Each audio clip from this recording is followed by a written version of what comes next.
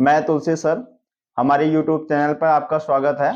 जैसे आज हम स्टार्ट करने वाले हैं 90+5 सीरीज, और ये 90+5 सीरीज की हमारी क्लास नंबर 1 होगी।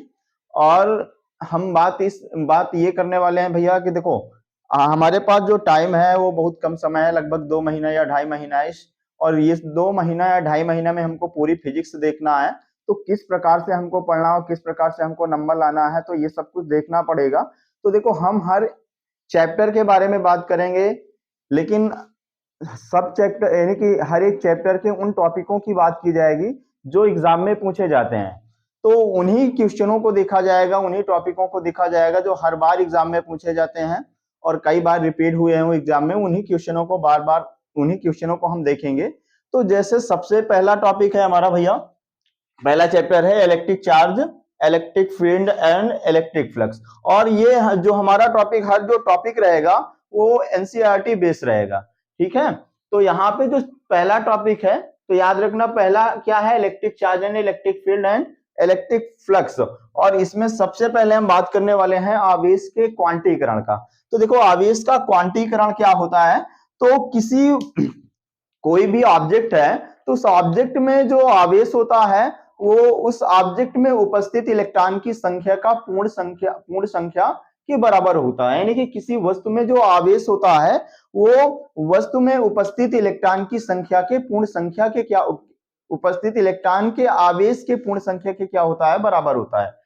तो क्या होता है भाई, Q बराबर Ne। ये होता है हमारा आवेश का क्वांटीकरण। इसी के आधार पे आप डिफाइन कर सकते हो कि आवेश का क्वांटीकरण क्या होता है। देखो, जहां अगर हम Q की बात करते हैं, तो जहां Q क्या है, तो याद रखना ये क्या होता है, वस्तु पर आवेश है, ये बोल सकते हो आप। और N क्या होता है, तो ये होता है भैया इलेक्ट्रॉनों की संख्या। क्या होती है, इलेक्ट्रॉन की संख्या होती है। और E क्या है, तो याद रखना ये इलेक्ट्रॉन का आवेश है। क्या है भाई, इलेक्ट्रॉन का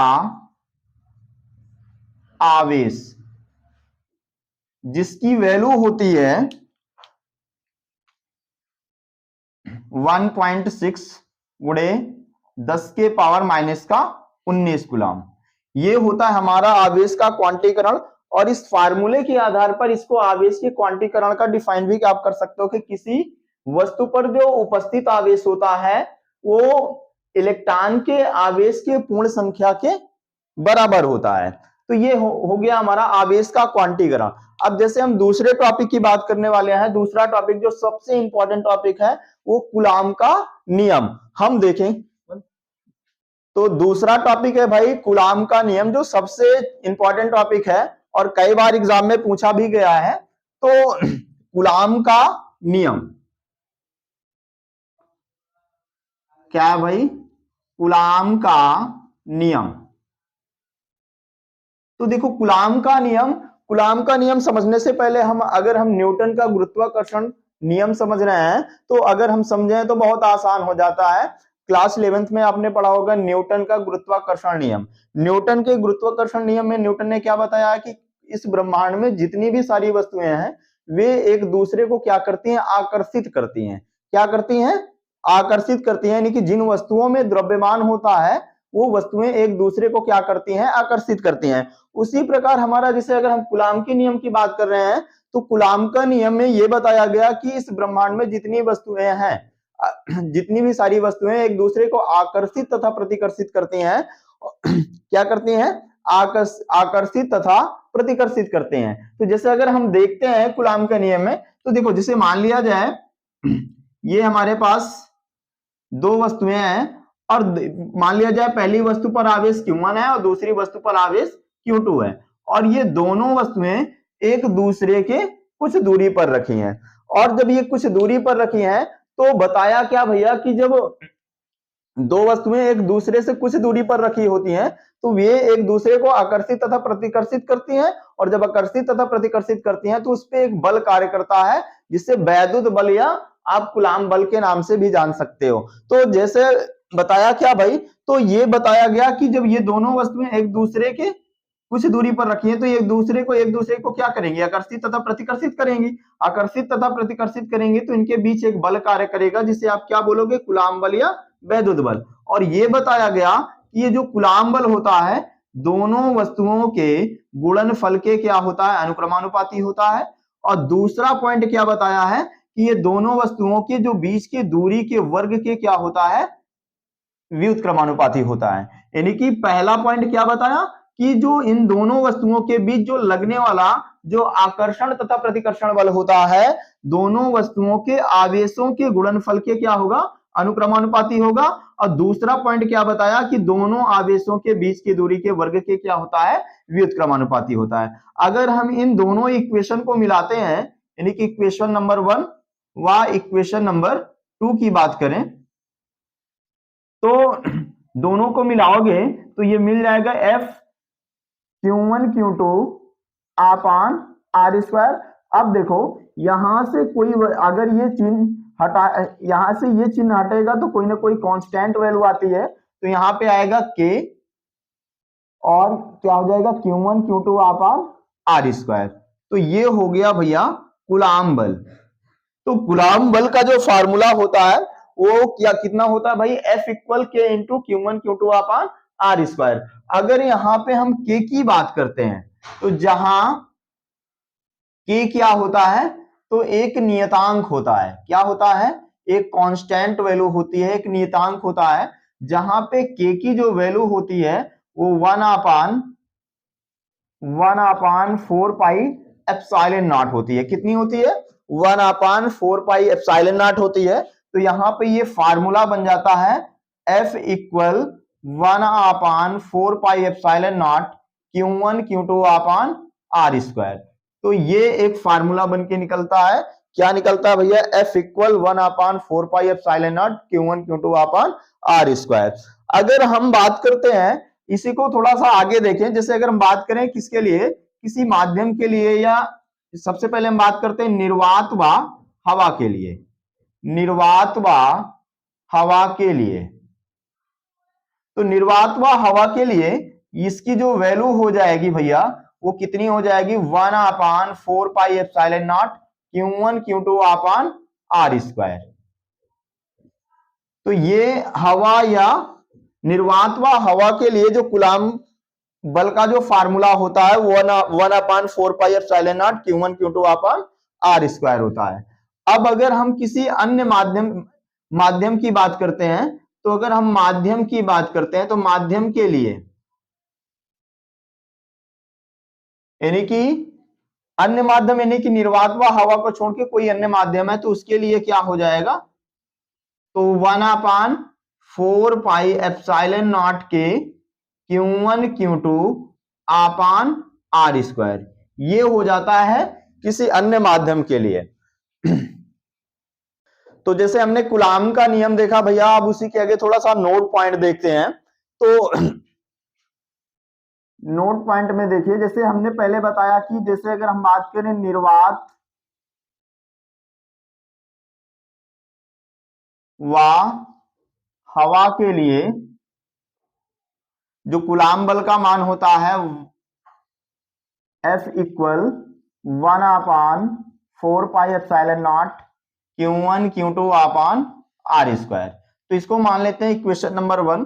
जैसे दूसरा पॉइंट हमने क्या बताया, माध्यम के लिए, अगर हम माध्यम के लिए बात करते हैं तो माध्यम के लिए क्या होता है, तो माध्यम के लिए F मिड यानी कि कितना 1/4 पाई एप्सिलॉन नॉट के Q1 Q2 upon r square. तो इसे आप मान सकते हो इक्वेशन नंबर 2। अब जैसे हम बात करें इक्वेशन 1 भागे इक्वेशन 2 यानी कि समीकरण 1 में हम क्या कर रहे हैं, समीकरण 2 में समीकरण 2 से भाग दे रहे हैं। तो यहां जो निकल के आएगा F एयर अपान F मिड।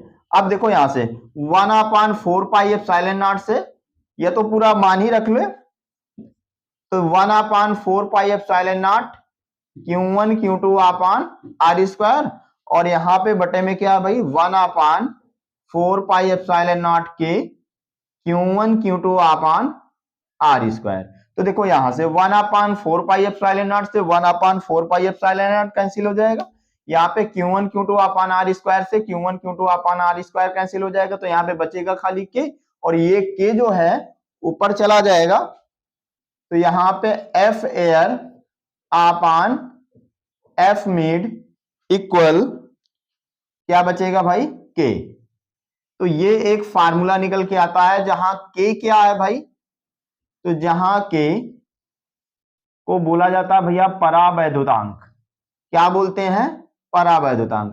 तो परावैद्युतांक की परिभाषा कई बार एग्जामों में पूछी गई है, 1 नंबर में ये पूछी जाती है और कई बार एग्जाम में पूछी गई है भैया। तो ये परावैद्युतांक होता क्या है, तो एक तो ये फार्मूला के आधार पर आप डिफाइन कर सकते हो, और सबसे बेटर होता है फार्मूला। अगर आपको फार्मूला याद है तो फार्मूले के आधार पर किसी चीज की अगर परिभाषा दे रहे हो तो सबसे बेटर परिभाषा मानी जाती है और सबसे अच्छी परिभाषा मानी जाती है।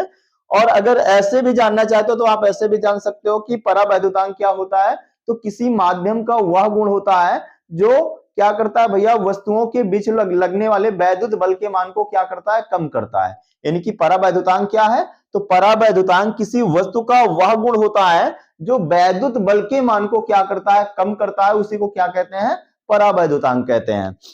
तो अगर हम परावैद्युतांक की वैल्यू की बात करते हैं, तो अगर हम के मान की बात करते हैं, तो याद रखना निर्वात व हवा के लिए, निर्वात व हवा के लिए जो के वैल्यू होती है वो भैया 1 होती है।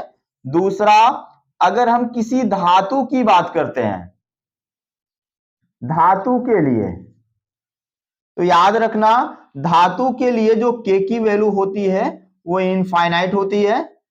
और अगर हम बात करते हैं तीसरा पॉइंट, किसी अन्य माध्यम मतलब निर्वात व हवा को छोड़ दो और धातु को छोड़ दो, इसके अलावा कोई अन्य माध्यम है, तो अन्य माध्यम याद रखना के की जो वैल्यू होती है वो भैया 1 से क्या होती है, 1 से ज्यादा होती है, यानी कि के ग्रेटर देन 1 होती है, यानी कि 1 से ज्यादा होती है, यानी कि 2 भी हो सकती है, 3 भी हो सकती है, 4 भी हो सकती है, 5 भी हो सकती है। अब इसके बाद हम तीसरे टॉपिक की बात करते हैं, और ये भी बहुत इंपॉर्टेंट टॉपिक है, कई बार एग्जाम में पूछा गया है। वो अगला टॉपिक जो क्या है भैया,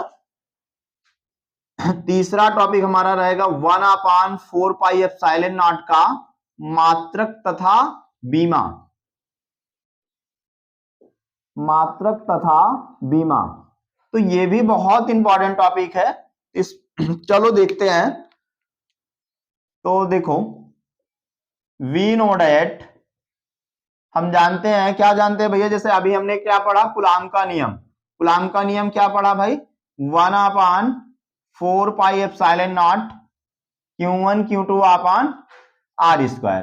तो ये होता है कूलाम का नियम, और इसी के आधार पर हम देखेंगे भैया किसका, 1/4πε0 का मात्रक तथा बीमा देखते हैं। तो जैसे हम सबसे पहले हम मात्रक देख रहे हैं, क्या देखेंगे, सबसे पहले मात्रक देखेंगे। तो देखो यहाँ पे अगर 1/4πε0 का मात्रक चाहिए तो इसको इधर रख लो, बाकी सारी प्रॉपर्टी जितना है एफ की तरफ ला लो। तो इधर क्या हो जाएगा, 1/4πε0 equal F into R square, और ये जो Q1 Q2 है ये बटे में चला जाएगा, तो ये हो जाएगा 1/4πε0 का मात्रक।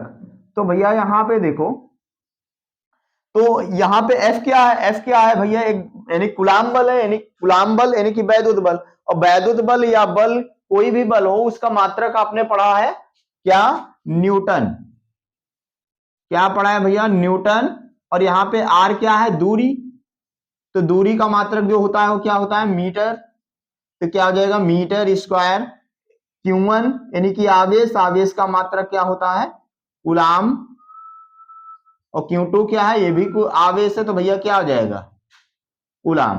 तो मतलब इसका जो मात्रक हो जाएगा वो क्या हो जाएगा, न्यूटन मीटर स्क्वायर प्रति कूलाम स्क्वायर। ये हो जाएगा इसका मात्रक, यानी कि 1/4πε0 का जो मात्रक होता है वो क्या होता है, न्यूटन मीटर स्क्वायर प्रति कूलाम स्क्वायर। अब जैसे इसकी बीमा देखते हैं, तो इसकी बीमा की बात करते हैं, तो देखो इस बीमा को अब निकालना चाहो तो आप इसी फार्मूले के आधार पे निकाल सकते हो। तो क्या होगी, देखो जैसे न्यूटन यानी कि बल का मात्रक होता है, तो बल की जो बीमा होती है वो कितनी होती है, mL/10⁻² होती है। और यहाँ पे मीटर स्क्वायर है, तो मीटर यानी कि लंबाई यानी कि L/2 हो जाएगा। और बटे में है कूलाम यानी कि आवेश की जो बीमा होती है भैया 80 होती है। तो पावर 2 लगा तो पावर 2 लगा सकते हो आप। तो ये बन जाएगा क्या, mL/3 T⁻², और ये हो जाएगा भैया अपान में A⁻2 T⁻2। और जैसे ही ऊपर ले जाओगे आप तो देखो यहाँ पे निकल के आएगा क्या, mL/2। अब यहाँ पे देखो T⁻² है, यहाँ पे अपान में क्या है, T⁻2 है। ये ऊपर जाएगा तो माइनस का हो जाएगा, तो T⁻⁻4 हो जाएगा। और ये ऊपर जाएगा तो भैया A⁻² हो जाएगा। तो ये इसकी हो गई भैया बीमा, यानी कि 1/4πε0 की जो बीमा होती है वो mL/3 T⁻⁻4 और A⁻² होती है। तो अब हम अगला टॉपिक की बात करते हैं, जो चौथा टॉपिक है। वो अगला टॉपिक जो हमारा रहेगा वो है भैया ε0 का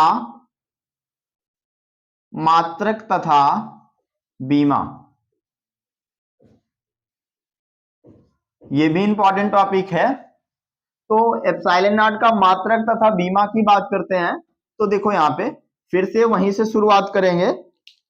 कहां से भाई, कूलाम के नियम से। तो लिखेंगे वी नो डैट, हम जानते हैं कि, क्या जानते हैं, F = 1/4πε0 Q1 Q2/r²। तो ये होता है कूलाम बल का फार्मूला। अब हमको चाहिए क्या भाई, ε0 का मात्रक चाहिए। तो ε0 का मात्रक चाहिए, तो ε0 को इधर लाना पड़ेगा हमको। तो जैसे ही इधर लाओगे तो ये हो जाएगा ε0 = 1/4π Q1 Q2/fr²। तो हमको चाहिए क्या, ε0 का मात्रक। तो लिखेंगे ε0 का मात्रक। तो ε0 का मात्रक, तो देखो यहाँ पे 1/4π जो होता है ये क्या है भाई, एक कांस्टेंट वैल्यू है। क्या है, एक कांस्टेंट वैल्यू है। अब ये कांस्टेंट वैल्यू है तो ना तो इसका मात्रक हो सकता है, ना तो कोई बीमा हो सकती है। तो जैसे आगे क्या है भैया, Q1 क्या है, आवेश। तो आवेश, तो अगर हम आवेश की बात करते हैं तो आवेश का जो मात्रक होता है वो क्या होता है, कूलाम। और यहाँ पे Q2 क्या है, ये भी आवेश है, तो इसका मात्रक क्या हो जाएगा, कूलाम।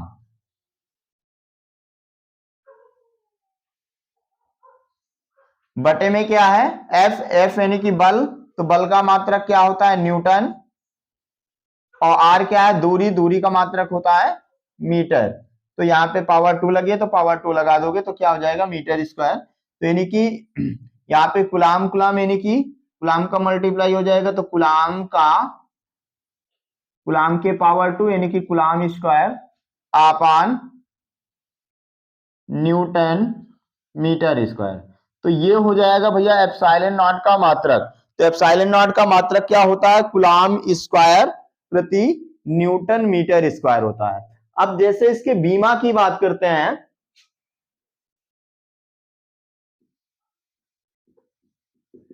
तो बीमा क्या है भाई, तो यहां पे देखो जैसे हमने फार्मूला क्या निकाला, कूलाम स्क्वायर प्रति न्यूटन मीटर स्क्वायर। जैसे यहाँ पे कूलाम की बात करते हैं, तो कूलाम यानी कि आवेश की बीमा जो होती है भाई 80। तो पावर 2 लगा है तो पावर आप 2 लगा सकते हो। अपान न्यूटन, न्यूटन यानी कि बल, बल की जो बीमा होती है ml t के पावर माइनस का 2 होती है। और यहाँ पे मीटर स्क्वायर यानी कि मीटर स्क्वायर, मीटर क्या है यानी कि लंबाई, लंबाई के पावर कितना लगा है 2, तो यानी कि 2 लगा दोगे आप। तो फिर इसे सॉल्व करोगे तो देखो a के पावर क्या हो जाएगा 2 हो जाएगा, t के पावर 2 हो जाएगा, और ये हो जाएगा m और l के पावर 3 हो जाएगा, और t के पावर माइनस का 2 हो जाएगा। और ये पूरी राशि ऊपर लेके चले जाओगे कितना हो जाएगा, देखो m के पावर 1 है तो m के पावर -1, l के पावर -3, t के पावर देखो t के पावर 2 है, यहाँ पे माइनस का ऊपर जाएगा तो प्लस क्या हो जाएगा, तो t के पावर कितना हो जाएगा 4 हो जाएगा, और यहाँ पे a के पावर 2 हो जाएगा। तो ये हो गया भैया एप्सिलॉन नॉट की बीमा। तो चलो भैया देखते हैं अगला टॉपिक जो है हमारा 5वां नंबर, 5वां टॉपिक जो है विद्युत क्षेत्र,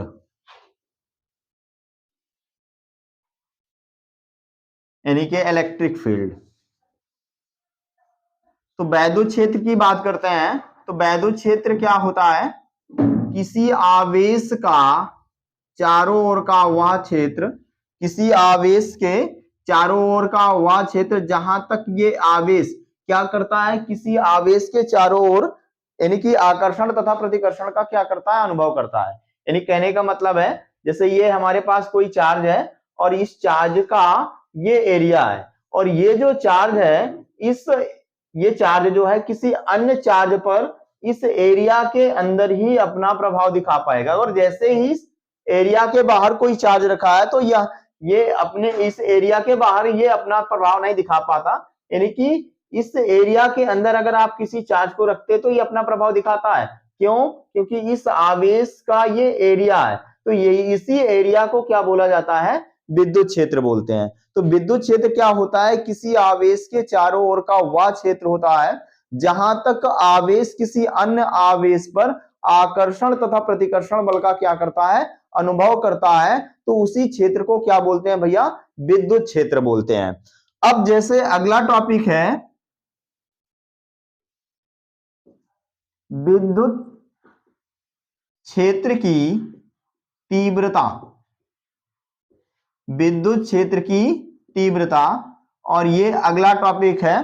तो विद्युत क्षेत्र की तीव्रता, तो जैसे हमने बताया कि भैया ये मान लिया जाए ये आवेश है और ये आवेश के चारों ओर का क्षेत्र है, यानी कि इसी क्षेत्र को आप क्या बोलोगे, इलेक्ट्रिक फील्ड बोलोगे। क्या बोलोगे भाई, इलेक्ट्रिक फील्ड बोलोगे, यानी कि वैद्युत क्षेत्र बोलोगे।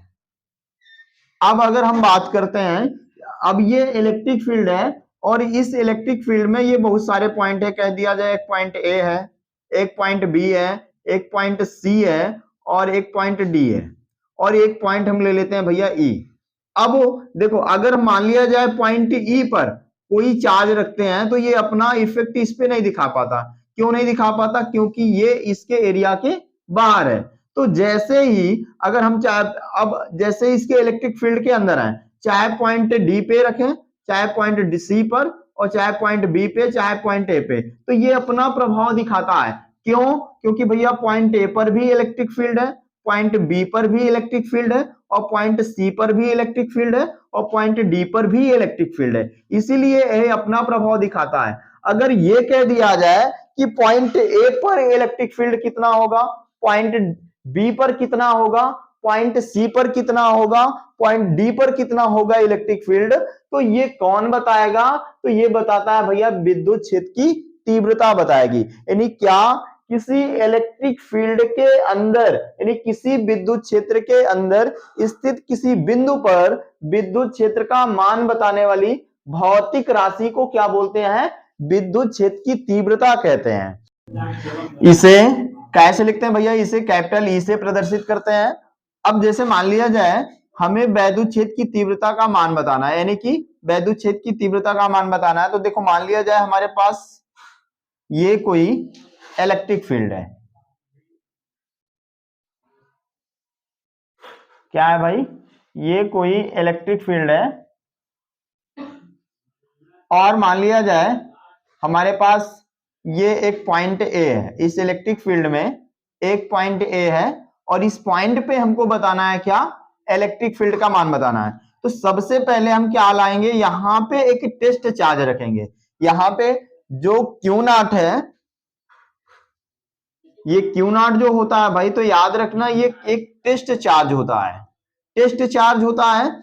और टेस्ट चार्ज होता क्या है भैया, हिंदी में बोला जाए तो इसको क्या कहते हैं, परीक्षण आवेश कहते हैं। तो परीक्षण आवेश अगर बात किया जाए, परीक्षण आवेश क्या होता है, तो परीक्षण आवेश एक ऐसा धन आवेश होता है जिसका कोई इलेक्ट्रिक फील्ड नहीं होता, लेकिन बट क्या करता है, ये किसी अन्य आवेश के इलेक्ट्रिक फील्ड का क्या करता है, अनुभव करता है। यानी कि टेस्ट चार्ज यानी कि परीक्षण आवेश वह चार्ज होता है, यानी कि वह आवेश होता है जिसका कोई इलेक्ट्रिक फील्ड नहीं होता, बल्कि क्या करता है, किसी अन्य आवेश के इलेक्ट्रिक फील्ड का क्या करता है, अनुभव करता है। उसी को बोला जाता है भैया परीक्षण आवेश। और ध्यान देना ये सदैव क्या होता है, पॉजिटिव होता है। तो याद रखना ये क्या होता है, सदैव धनात्मक होता है।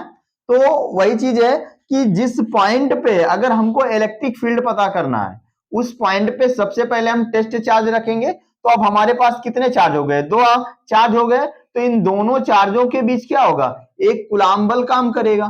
तो हम इन दोनों आवेशों के बीच जो लगने वाला बल है उसको पता कर ले, और भैया जो टेस्ट चार्ज लिए हो उसी से आप क्या कर दो, डिवाइड कर दो। तो जो मान निकल के आएगा वही होगा भैया इलेक्ट्रिक फील्ड का मान होगा, यानी कि आप वही विद्युत क्षेत्र की तीव्रता का फार्मूला हो जाएगा।